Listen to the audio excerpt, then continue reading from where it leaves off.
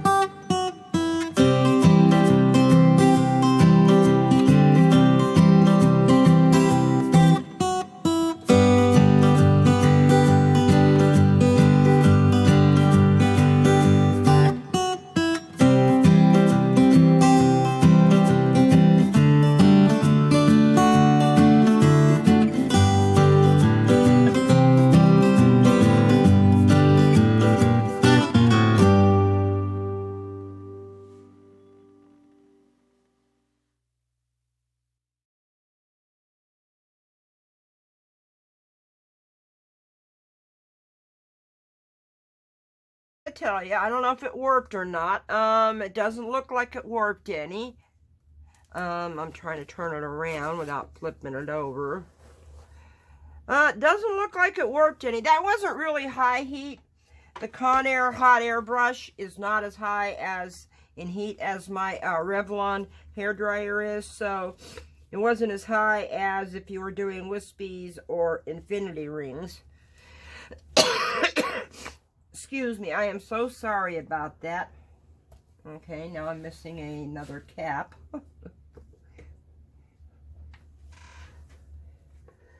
So, tell me down in the comments what you think of this paper and how it reacted to the inks. And let me know if you might want to buy it or not. I mean, it's in...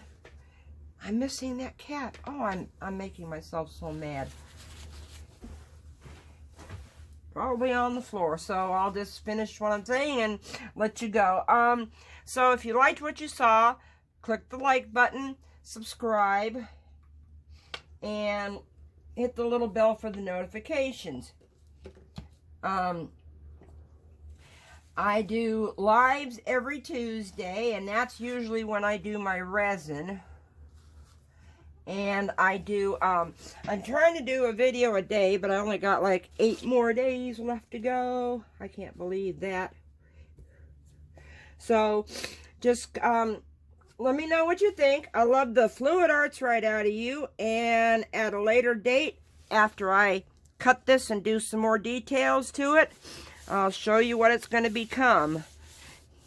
So, all I can say for now is, bye for now.